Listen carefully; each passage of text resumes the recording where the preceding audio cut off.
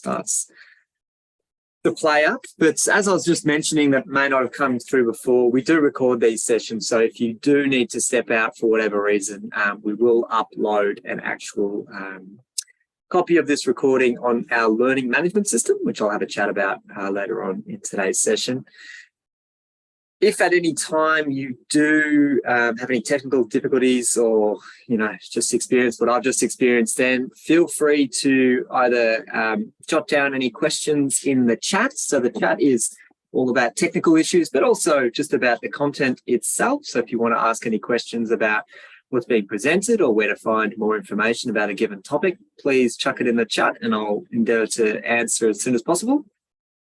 Kathy is usually our program moderator, but unfortunately, I'm on Kathy's computer right now because we couldn't manage to get my PC working. So it will just be myself moderating and presenting. So bear with me if I take a few moments just to get to any chat conversations. But rest assured, if you do have any tech issues during this session, we will upload this recording online, and you can also just get in touch via our training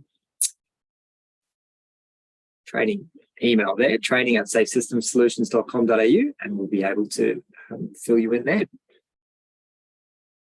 My name is Max McArdle. I'm Engineering Operations Manager here at Safe System Solutions, and I'm very much involved within active transport and cycling within all aspects of the design process. So from the feasibility or right from the functional design stages and concept all the way to construction, delivery and post-implementation. So get involved a lot within cycling projects across Australia and New Zealand, and also been involved in some international projects, as well as developing some scoring metrics to be able to analyse, what different cycling infrastructure rates in terms of its safety and things like that. Ken Deere is our principal engineer at Safe System Solutions, who many of you may be familiar with. He's kind of the head at Safe System Solutions, and he's peer-reviewed all his course content and is also available for any particular questions that you may have regarding this course. But feel free as a first point of contact for any technical queries to come through me. As I mentioned, we do have a learning management system. Hopefully everyone has received by now an email to give you access to our LMS. If you haven't received that, please do email the training team as soon as you can, because that's where we host all of our course content, so all these slides that we're going through today.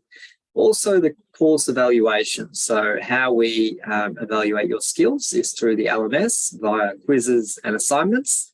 So it's really, really important that you manage to get access to that system. So if you don't have access, please do get in touch. To ensure that everyone is focused on the screen at hand and not, answering emails in the background or getting stuck into designing any of your wonderful projects that I'm sure you're working on, we have this little fellow here who is randomly dotted throughout our presentation, which is Wally the Wombat.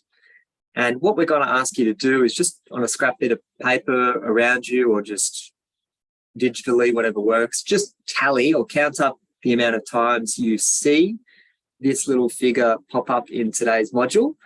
And just to give you a little clue, this one is not included in the count. So you're currently at 0 Wallies. In today's quiz question, there will be a question as simple as how many Wallies did you spot? So that's just the way that we ensure that you're maintaining engagement and staying focused on today's webinar. We do have benchmark competency requirements in order to achieve your certificate and successfully complete this course. We require you to attend all webinars. We certainly much prefer live attending, just so you can ask any questions live, and I'll be able to answer them. But acknowledge that if you're having to miss any of those sessions, you are able to catch up online at a later date. You're required to complete all the quizzes and assignments, which we'll chat through later on, as well as a site visit. And the minimum pass mark that we've allocated is actually 80%, which is quite high. It's certainly much higher than when I was at university. But the reason is we we don't want to just people just treat this as a course that they can just, stumble on by and just do the bare minimum and that should be enough. It's not incredibly challenging, complex content that's going to be, throwing up too many difficult questions at you. It's designed to be able to be, easily absorbed by anyone. And also, if you do find on your first attempt you are not getting the score required, then we strongly encourage you, reach out to myself, Kathy or Ken, and we'll be able to help you along that journey. Just got a question in there from Michael. Hopefully course competence doesn't extend to how long it takes to successfully put together the 3D viewer. Yes, it's a common question we receive. It's a little bit of fun origami, isn't it? But hopefully you managed to get there in the end there, Michael.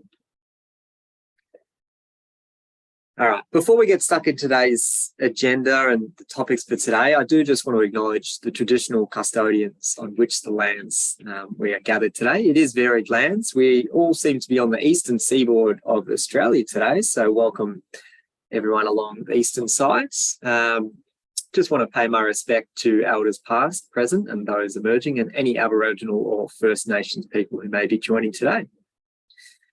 Today's agenda, as I mentioned, is all about off-road paths and off-road connections for cyclists, so shared path design.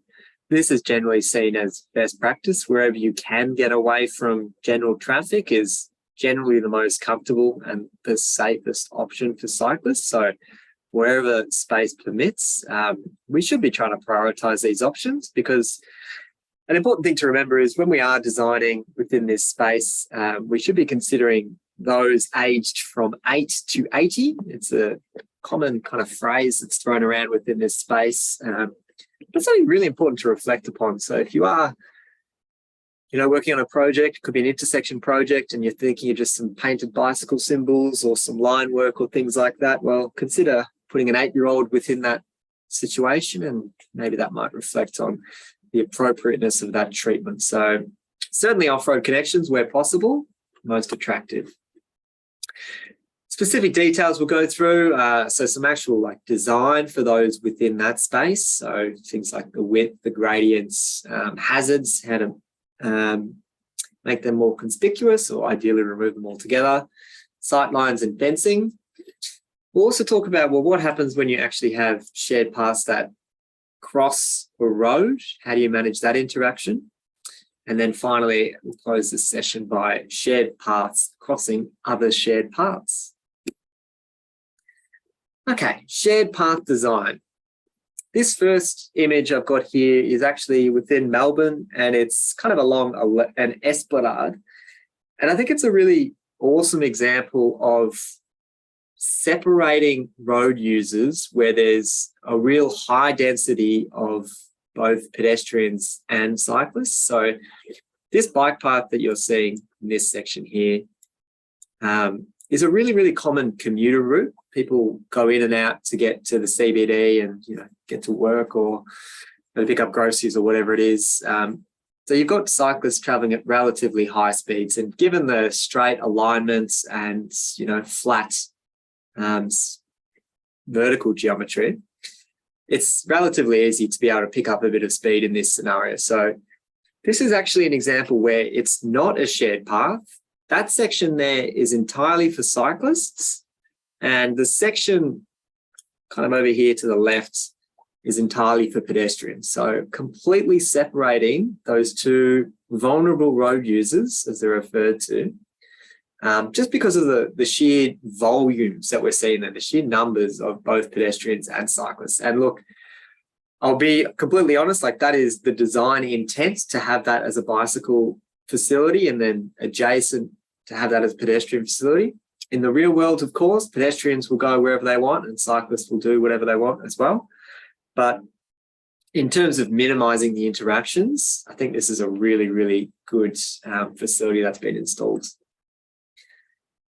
And something that supports this is taken out of the Austroads Guide to Road Design. So you'll note within all of our sessions, we tend to just capture where the sources have been so where the resource has been sourced from. So if you do need to follow up on any of these things, you're able to access it. So AGRD Part 6A, Paths for Walking and Cycling, figure 5.4, can help determine, based on volume of both pedestrians and cyclists, what type of facility may be appropriate. So I'll just do a quick example. On the y-axis here, it says number of pedestrians two-way per peak hour.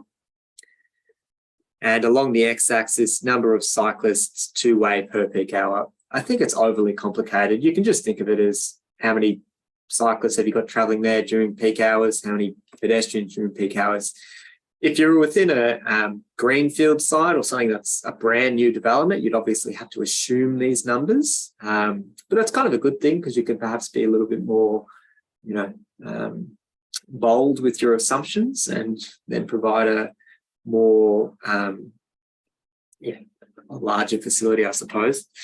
But anyway, what we're actually looking at is as the number of cyclists are getting higher and the number of pedestrians are getting higher, the need for a shared path is no longer kind of being recommended. Instead, you're looking at separated facilities, just like what we saw on that first screen there. So, a separate bike path and a separate footpath, because as soon as you've got large volumes of both of them interacting within the same space, it can get very uncomfortable. So it's quite an important graph to reflect on based on what your anticipated volumes are. Another common way that shared path widths are determined using this table, also taken out of the Austroads Guide to Road Design.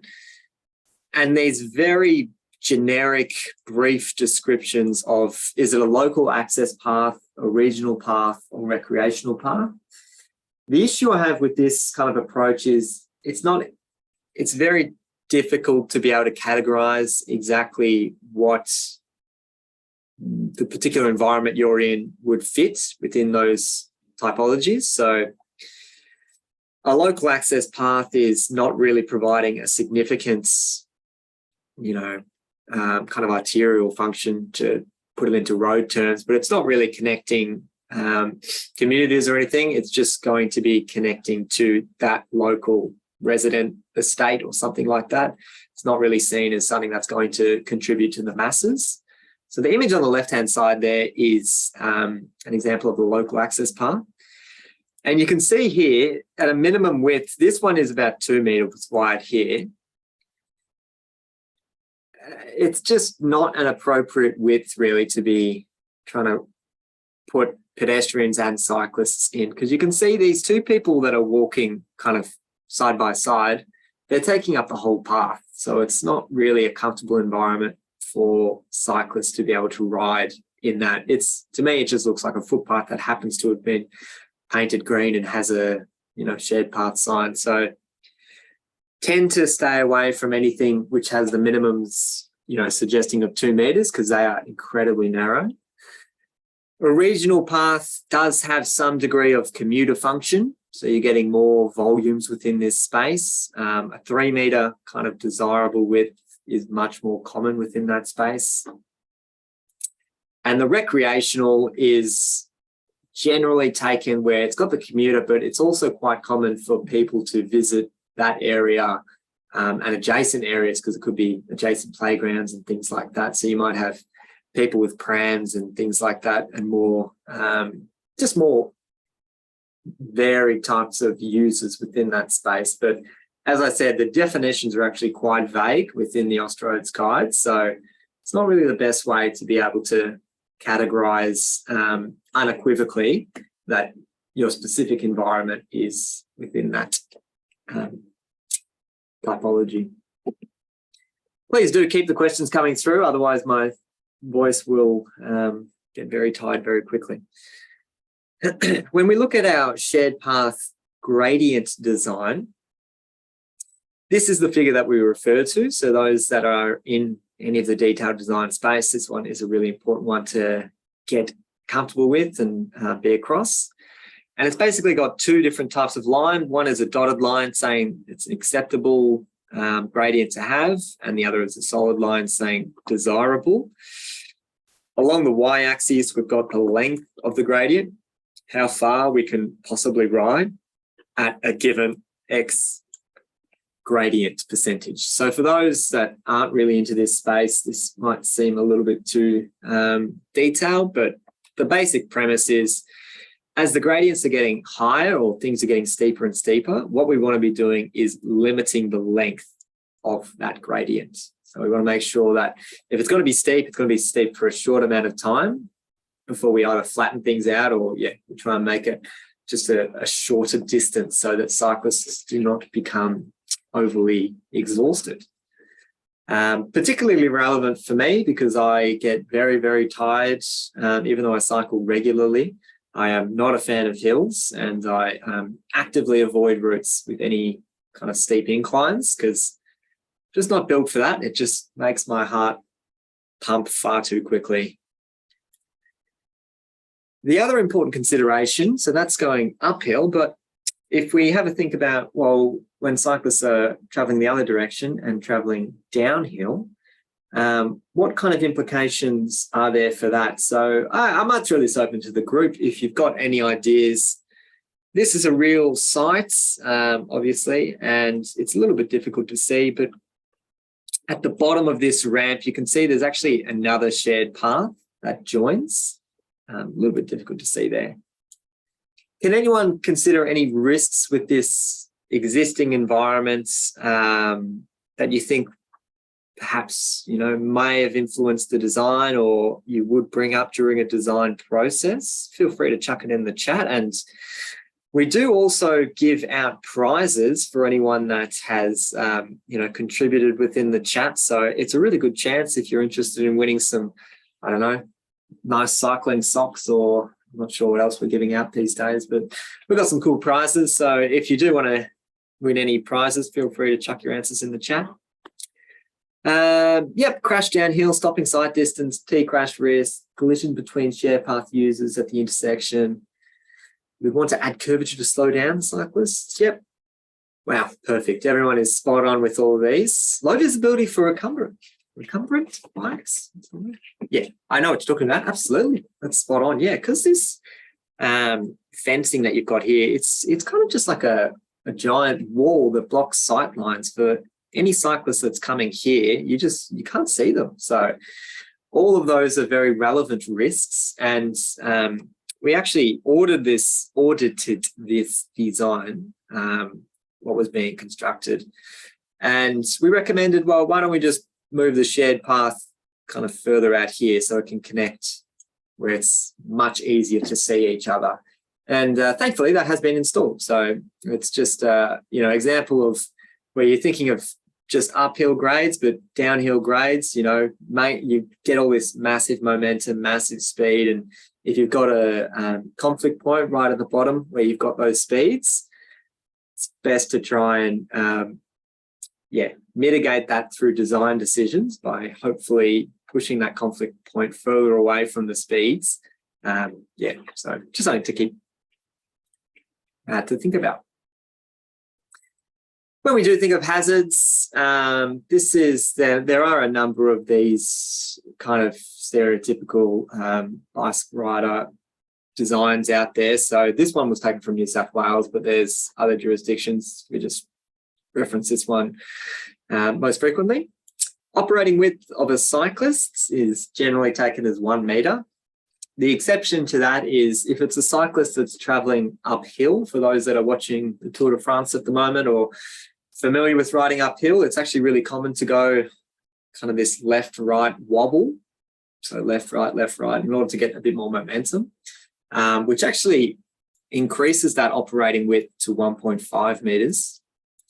So if you were designing within, an uphill section, there's opportunity to provide,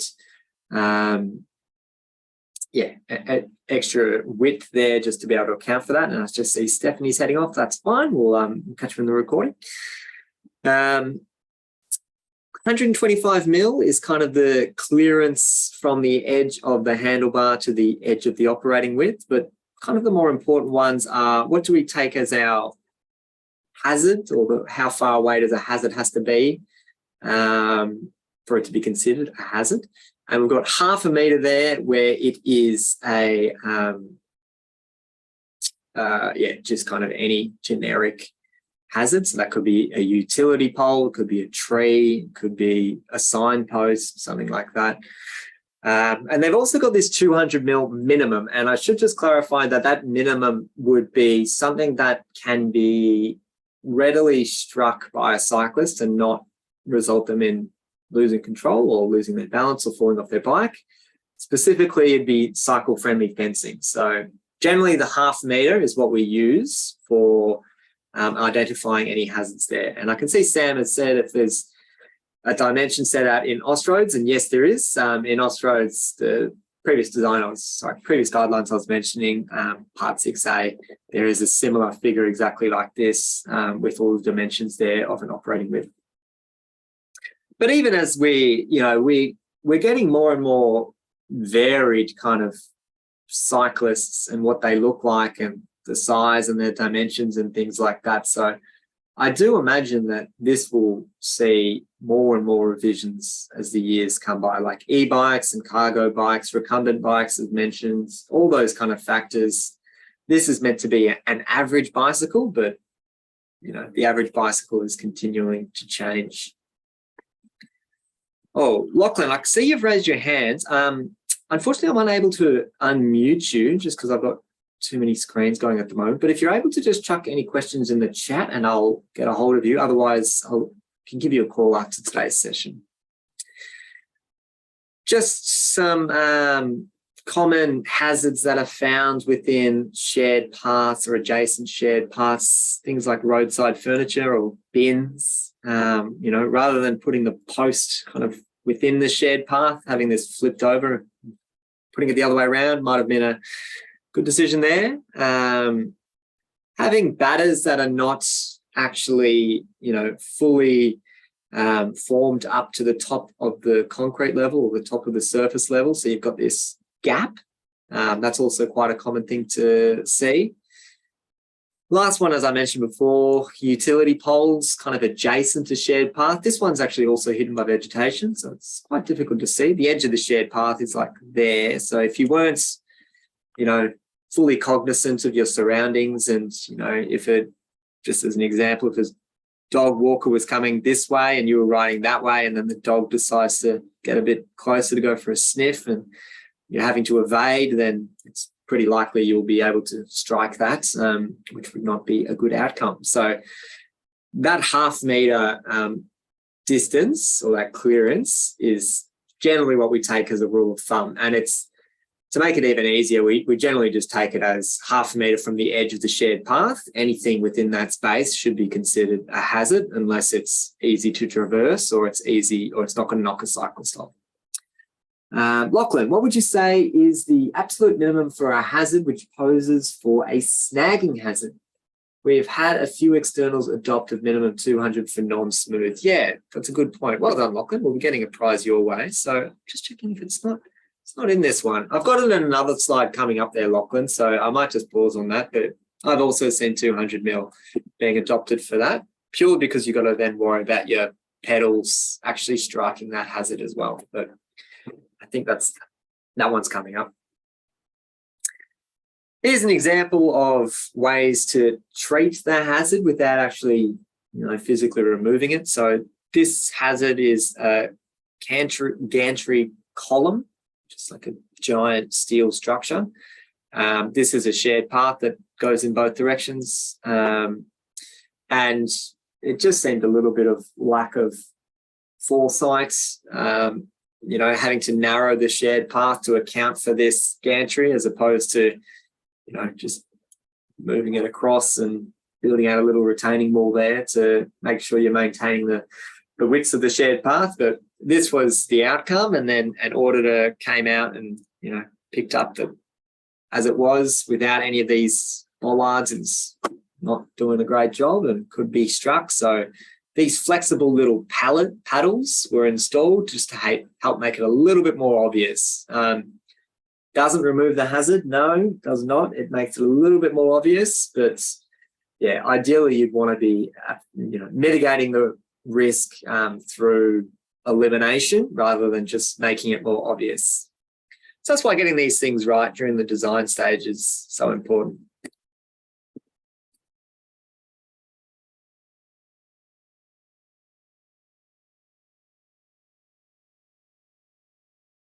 Okie dokie. This one is certainly very, very technical. Only for those really within the design space. We do have sightline design calculations purely for cyclists. So for those that operate within their space, you'll be familiar with doing this, like stopping sight distance or approach sight distance or safe intersection sight distance for general traffic. You do all that kind of day in, day out. But there's also sightline calculations for cyclists that take into account, well, what is the coefficient of friction for a cyclist's tyres, how likely are they to be able to stop or slow, to be able to, acknowledge there's a hazard there. Not going to go into exactly how that's calculated and things like that, because realise it's probably not all that pertinent for everyone here. But for those that are in the design space and love that tech, just thought I'd make a note of that. That will not be within your quizzes though, so don't get too stressed if all that looks like ancient Greek. So the reason that sight distances are important to be able to calculate is kind of illustrated within this figure here, and I've also got a photo on the next page. Basically, if there was, some type of obstruction within the path itself, it could be a pothole, it could be another cyclist that's fallen down, just as an example.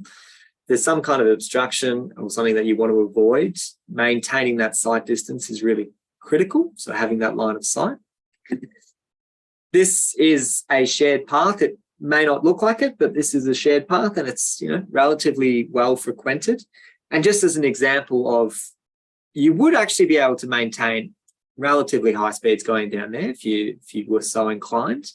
But because we've got this shrubbery, you wouldn't know if around that bend there was one of those hazards that I mentioned. So that's why those sightline calculations are actually quite, relatively important. And what you could suggest is, using low-lying vegetation during the design stage so that they're not going to grow too high and you don't have the issue that we're seeing here, or just, regular trimming so that things don't get too tall and big and bushy. But yeah, low-level planting generally would be the easier way to go about things. All right, fencing. So I've already touched on the topic of cycle-friendly fencing, but we do actually have some requirements or some metrics as to when a fence is deemed appropriate or necessary. And there's two kind of criteria there. One is whether or not there's a vertical drop. So think of like a cliff in a more dramatic sense. So that's shown on the left-hand side, and the other one is the right-hand side, which is just like a steep batter. So depending on how far away the cliff is and how tall the cliff is, will determine if you need the fence or you don't. Similarly, depending on how steep the batter is and how far away that is, will determine if you need a fence or not. So just to show you how this works, X is the measurement from the edge of the shared path to where that hazard is. So it's saying if X is less than 2 meters and Y is less than 250 mil, or 0.25 meters, a fence is not required. Instead, it's saying batter off the surface where the fall is within 1 meter of the path, which is saying just go and get some spoil or soil or crushed rock or whatever and just make a batter there instead. Don't worry about a fence. When things get closer or, the height is much more serious, then that's when you start putting in fences. And you'll see that there's actually two categories of fences. There's something called a partial barrier fence and a full barrier fence. And this is another thing that I think gets unnecessarily technical. I think it could have been simplified, all of this aspect of it, but I'll explain it to you anyway, just so you've got an idea of what it's all talking about. But before I do that, I'll just show you what the batter is also talking about. For those that work in slopes, you've got the ratio there, 1 to Z. So in other words, how much does it rise or how much does it rise over a run? So it's saying if it's got a really shallow batter, then don't worry about a fence. But the steeper it gets, you either need a partial or a full barrier. The partial fence is shown in the top image here. And what you have is just basically one median rail within the middle there and then a top rail. Or you might have two. Whereas the full fence option has got vertical members the whole way through. Okay. So theoretically, it's possible you could fit within those little windows of a partial barrier fence, whereas a full fence, no, you're not going to be able to fit through that. So that's the difference between the two. But as I said, I think it's overly complicated. What is the most critical aspects is whenever you are doing fences, adjacent shared paths, or immediately within that vicinity, you're providing these smooth rails. So smooth rail, smooth deflection rail, these rails here. Now, this is also referred to as cycle-friendly fencing. And what they do, or the way that they're actually deliberately designed, is to capture a cyclist's arm. So they're deliberately at the height between a cyclist's wrist and shoulder.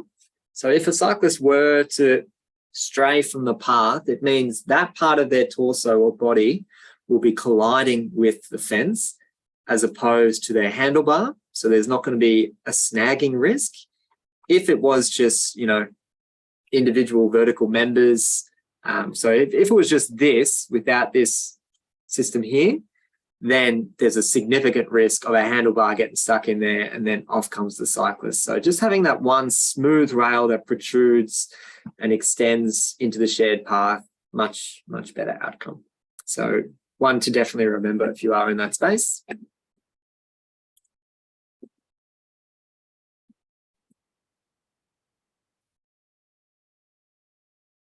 All right.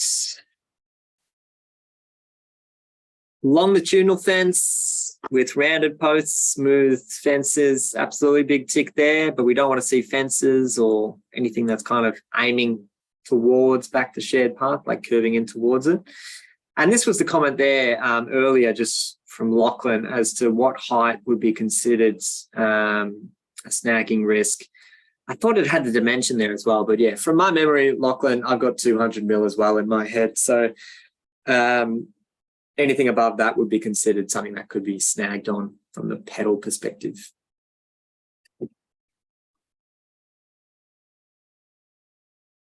All right. I'm going to launch a poll now. And you'll have to bear with me because I'm moderating as well. I've got things going all over the place, but I'll launch this and fingers crossed that will come up on your screen. And the question I've got for you all is, should fencing be installed along this shared path? So just to clarify, the answers that you put in here are not part of your, you're not going to get marked on it or graded on it or anything. It's just to, break up the session and give you a chance to get engaged. So don't feel embarrassed if you're not 100% sure, just pop in an answer. But do you think we should be installing a fence in this scenario? So I'll try and draw it out what I mean by that. Mostly just because I like drawing. Something like this. Do you think we've been putting that in this environment? Yes or a no?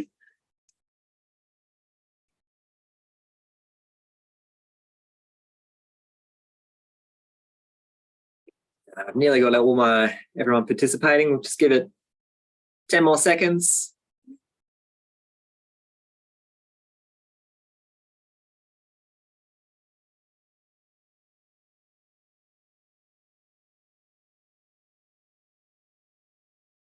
All right, and no more, all closed. All right, I'll end the poll there.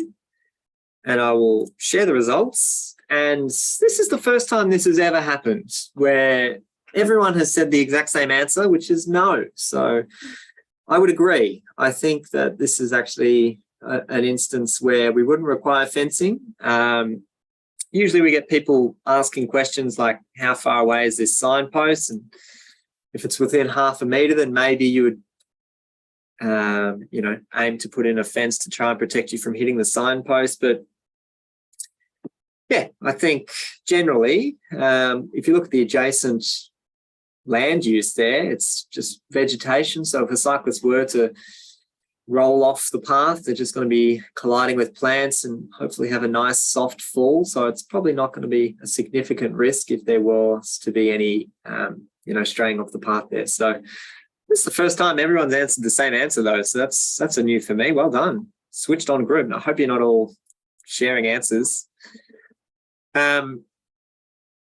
So that takes us from the shared path design, and now we'll just move into, well, what happens when we've got shared paths that cross over roads. And I've got two different examples here of a raised cyclist crossing point or a raised shared priority crossing point. This is generally what you want to be installing because it gives priority to your vulnerable road users. So vulnerable road users are pedestrians and cyclists. It makes general traffic slow down and give way to them. So they've got the priority. The other beautiful benefit about this treatment is it is a raised crossing, which means vehicles are actually forced to slow down. The fact that it's raised ensures that vehicle speeds will be lower. So if there were a collision to occur, speeds would be lower, much less severe outcome. The other significant thing about raising these things is a cyclist doesn't have to kind of go down onto, carriageway level, then back up. And that kind of movement in itself can be quite uncomfortable, particularly if you're at speed. I've got many wonderful things to say about these types of crossings, but in these two examples that I've given here, the left one is in Melbourne, along Capital City Trail. The right one is in Brisbane along the Centennial bike path. I'd like to, if you could please put in the chat if you think there's one that I would prefer as someone that cycles regularly, and I suppose someone that's also within the cycling design space. Which one do you think would be more attractive for a cyclist, both, being on the saddle, but also from a safety perspective? So if you give you just a few seconds to pop down any thoughts there, do you think Melbourne on the left or Brisbane on the right? Or Eleanor?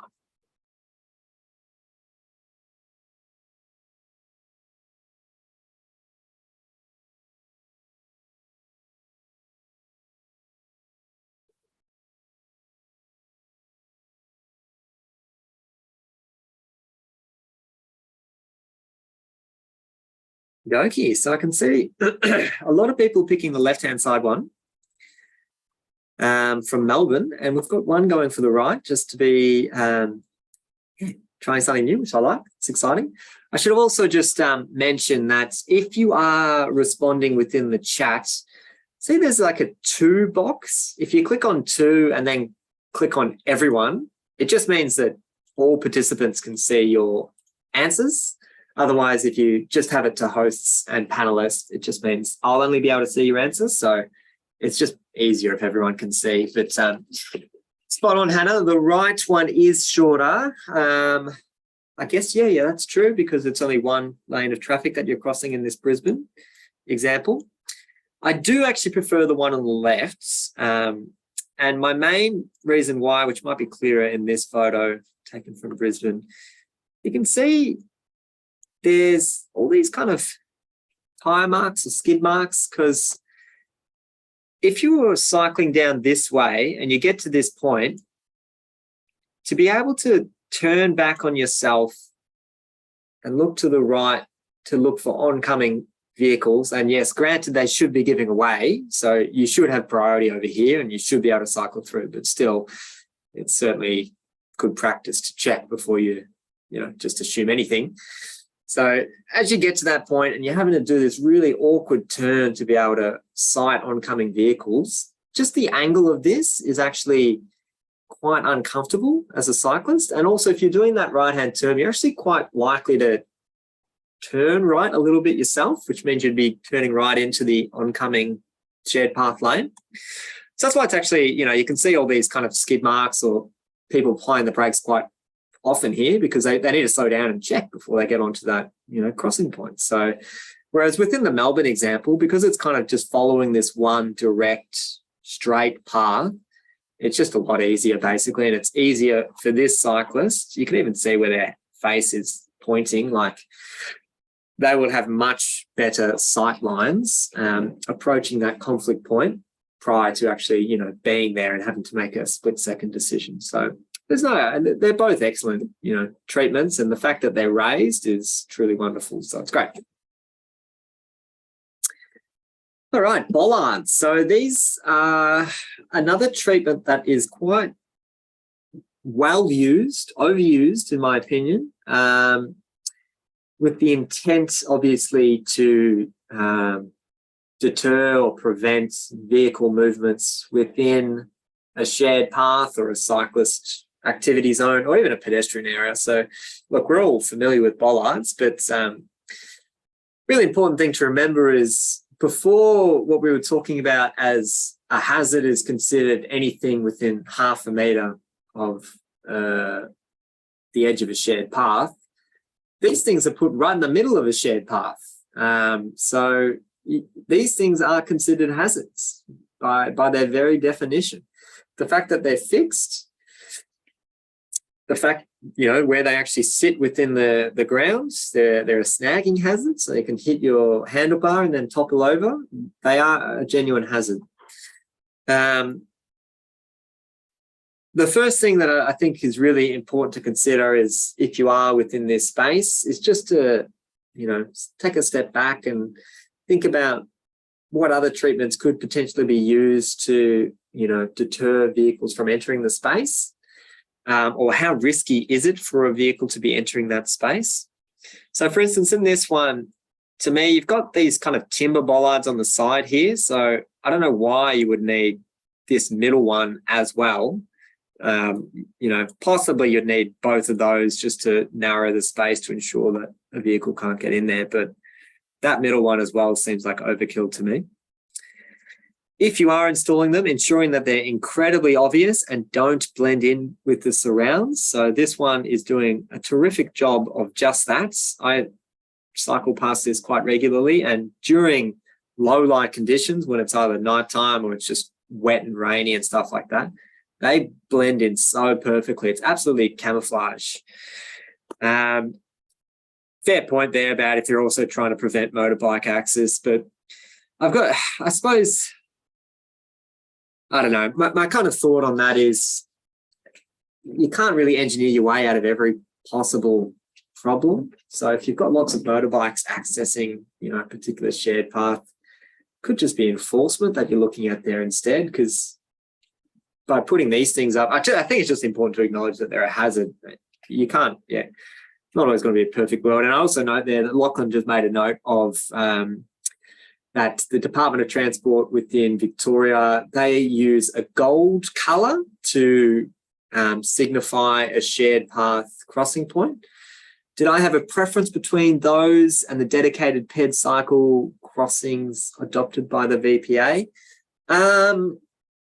I would just love to see consistency, to be honest. I think it's very funny how every jurisdiction has their own different way of doing signs and lines and coloured pavements and things like that. I think, I would love to see where everything's just harmonised and we're all just treating the things the same way, so you don't cross over state lines and something looks completely different. But we're a while away from that. So no, I don't really have a preference. I think as long as it's clear, it's great. These ones were installed quite prodigiously within Queensland, particularly around the Gold Coast and Brisbane. They're called banana bars, as the name suggests, but they are being ripped out because they are doing a very good job of injuring cyclists. So certainly do not recommend those ones. I forgot how many bollards I put in this slide. Hang on. So yeah, we've got more examples. Timber bollards, not necessarily incredibly visible. You've got this kind of chicane treatments, which, you know, can work quite well. This one on the right-hand side is actually in Hobart.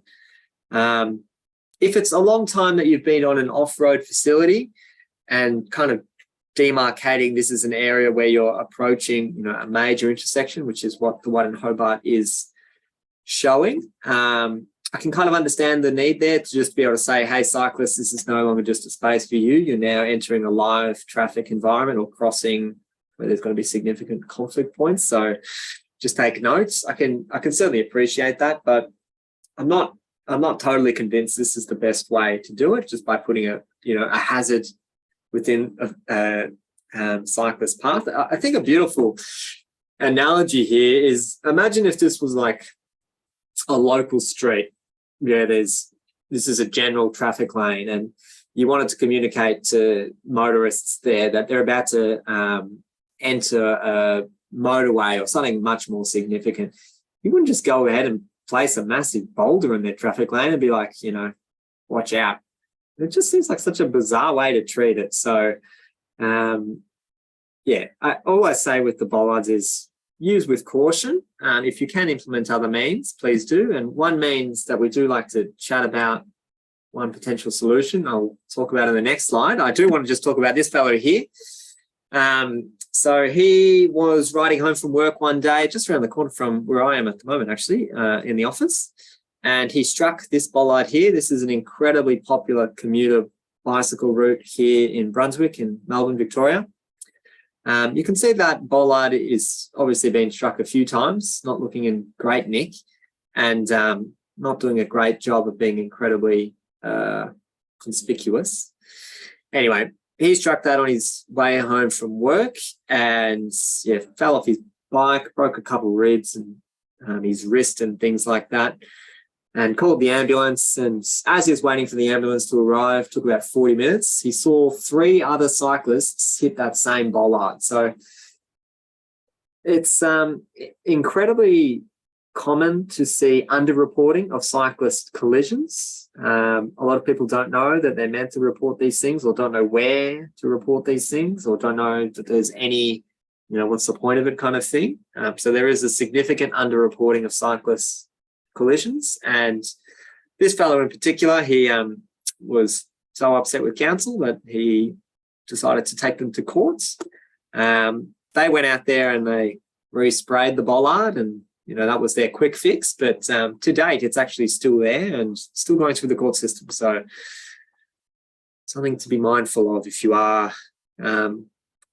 nervous about any legal challenges. But this was the example I was alluding to before of how we could potentially treat these scenarios without just installing a bollard. And why not just use a bit of landscaping? So the cyclist interventions, they often do refer back to, general traffic engineering, general road design practices. And to me, this looks a lot like a splitter island, how you would install a splitter island on a local street or a side road that approaches a main thoroughfare. And, similar kind of design idea here is, if you've got a shared path approaching a road, then just want to install some line marking to make it obvious that something's changing, deviate away from the path, installing something that is traversable but also noticeable, like low-lying vegetation.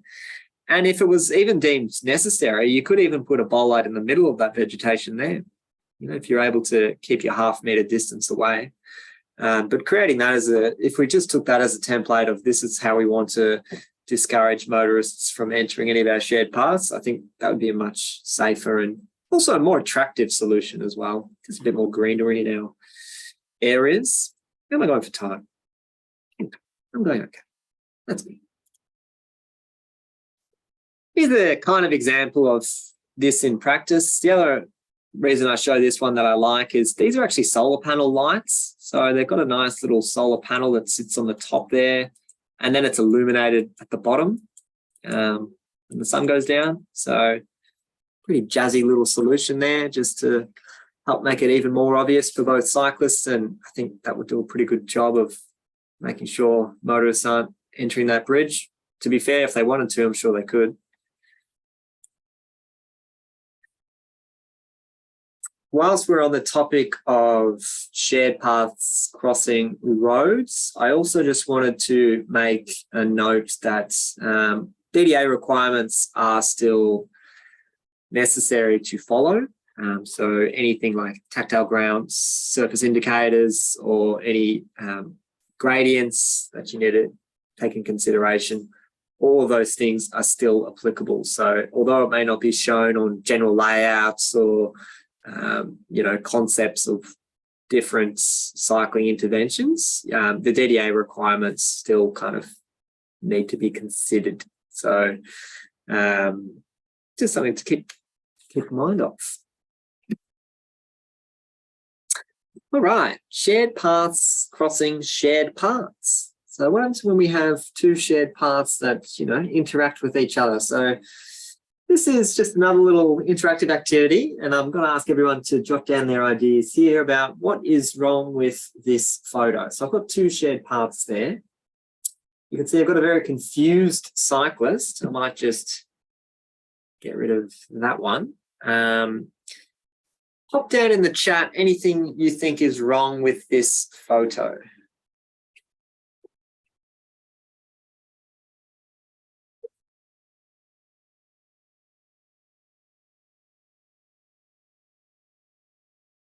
"30 seconds or so.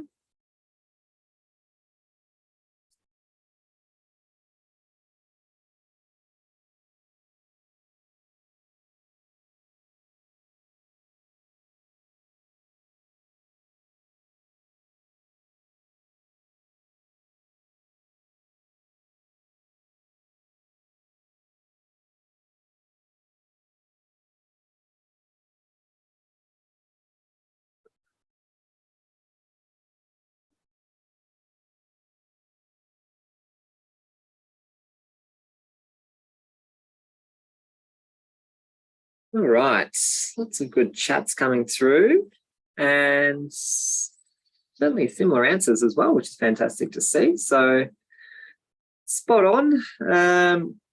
There is no clear priority who gives way to who. So what you want to be doing within these spaces, and just as I mentioned before, just good old classic traffic engineering, road design practice, making it abundantly clear where the thoroughfare is and which is the local street, or, which is the main route, and which one is the minor leg. That's clearly not identifiable here. So if you were a cyclist and you were, traveling in that direction and a cyclist wanted to cross over and go in that direction, who gives way to who? But the other one that I think is really pertinent, and I'll give a prize out to the first person that mentioned this, is the lack of directional signage. So just putting a simple, post on the sign there, with some finger blades in either direction, so that way's to the library, that way's to the train station. Just so simple, but so often overlooked.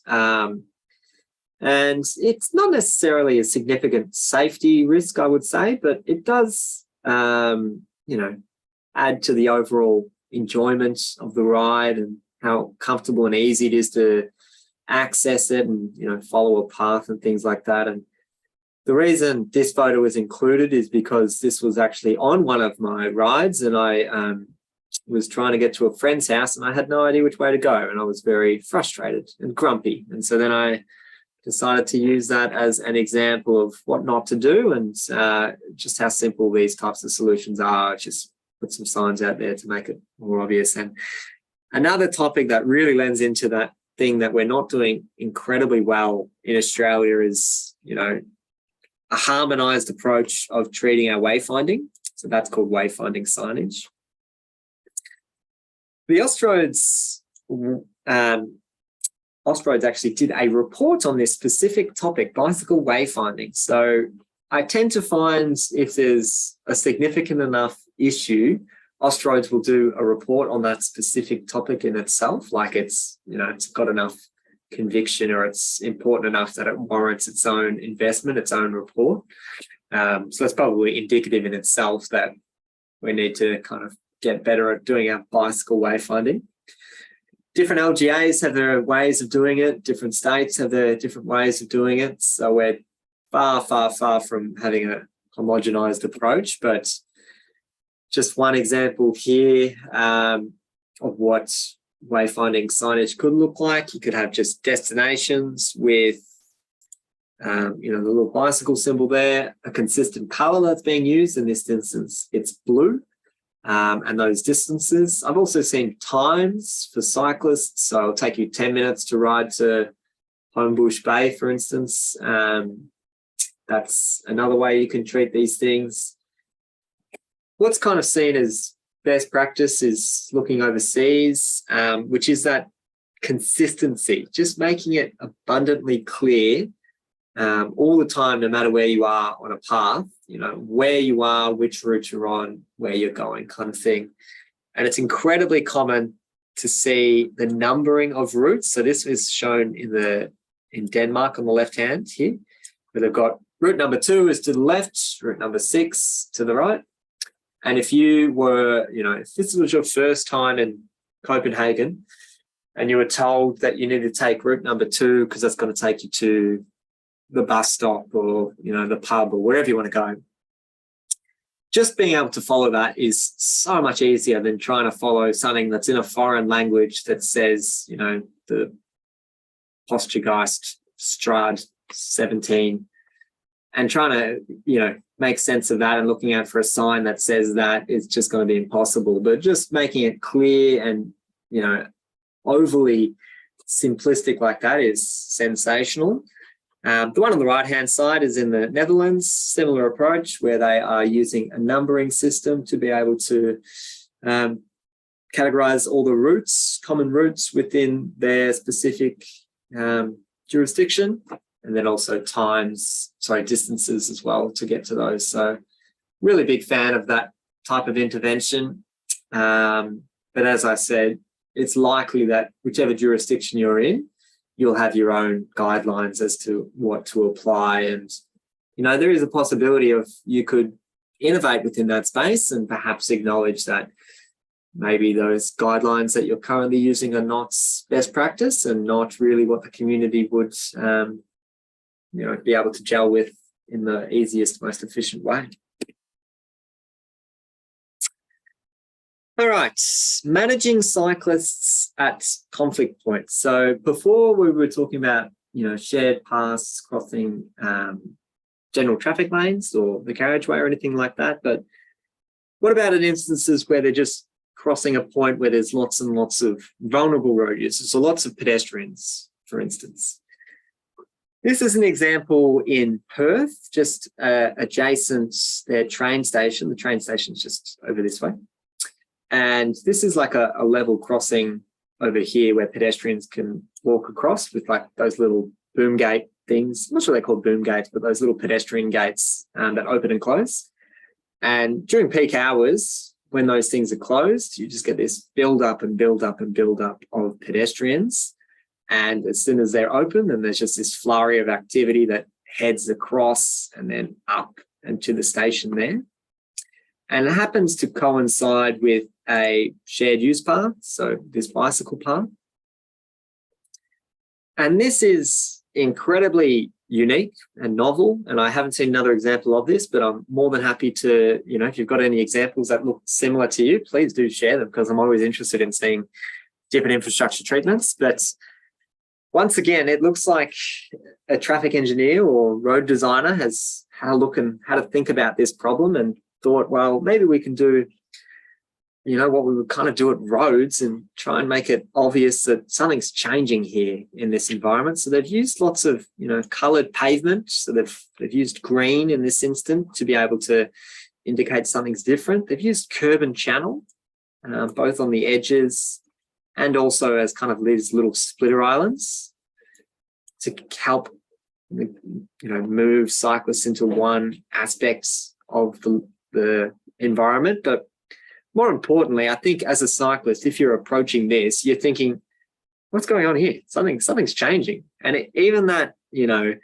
challenging notion will have an impact on cyclist speeds and also cognitive ability. If it looks the same as everywhere else, then you're just going to cycle the same as everywhere else. But if you're changing the way things look and the way things feel, you're much better chance of getting cyclists slowing down within that space. So super interesting example of what they've built out there. Another way that this could have been implemented would be through the use of kind of a raised platform. So once again, putting in that traffic engineering thinking, if you've got a major pedestrian area here, if you were to build up like a wombat crossing, just like a raised pedestrian crossing here and force cyclists to slow down, and even making cyclists giving way to any pedestrians crossing over in that location.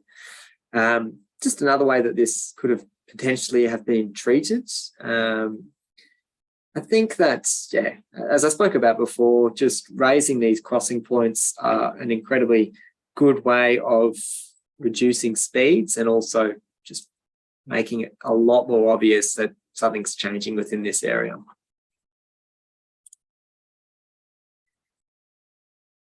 Another common way that I've seen, trying to make it obvious that there's going to be pedestrians within the area is just using paint, putting this on a bicycle path. And by the time these things are installed, they're only probably maybe 0.5 meter wide or something like that. And if you're a cyclist and traveling at speed, you might be able to see it for about half a second before you're riding on, and it's very unlikely you'll be able to process that. So I don't think they actually add a lot of value having little symbols down there like that. Also for people that don't read English or, that they wouldn't be able to process that. So it's not going to have a great effect on them either.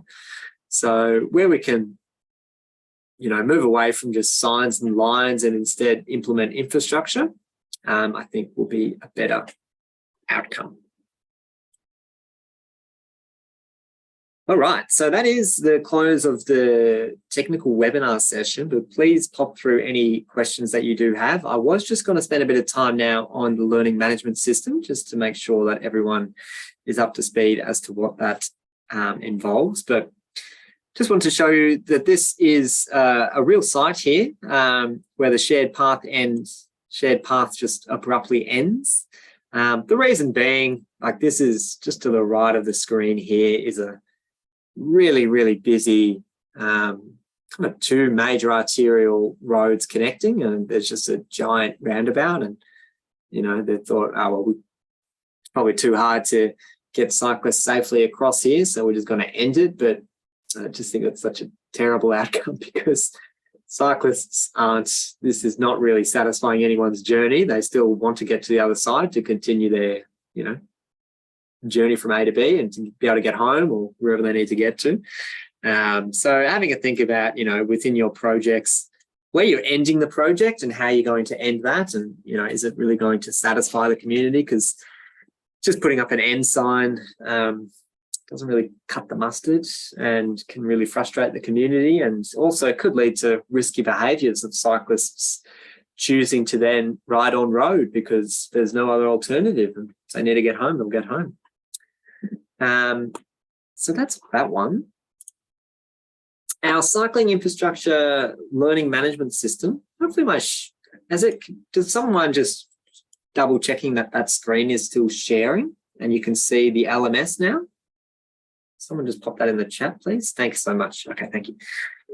So hopefully this screen doesn't look all that unfamiliar to you. But as I said, this is where we'll have all our coursework, all our course content and things like that. Thanks to those that have already popped in your introduction. So that's just a chance for you to do a little summary about yourself, why you're joining, and your level of experience within cycling infrastructure, both actually riding a bike and also doing any design work or being involved in cycling projects. So just a good example to say hello to other peers on the session over the next couple of weeks. We have a list of reference documents and resources. So everything that I basically provide within the modules will be saved within these documents here.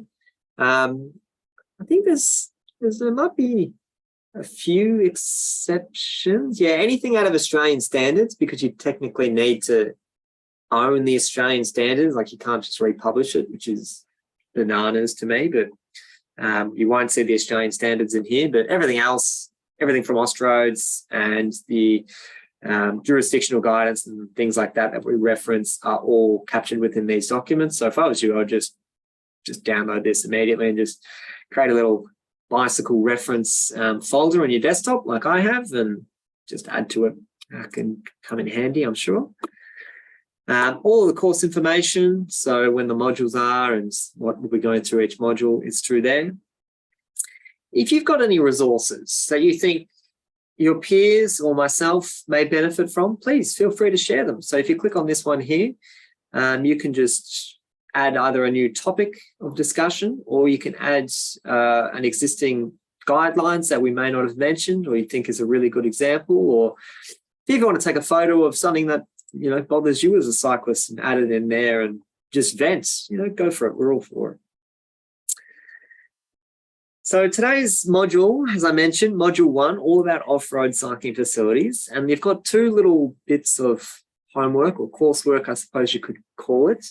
We do allow a little bit of time at the end of today's session, so you've got a little bit of time to be able to get a head start on it. But the first one is actually to watch a video, which is a 360-degree video. So I'm just going to click on this.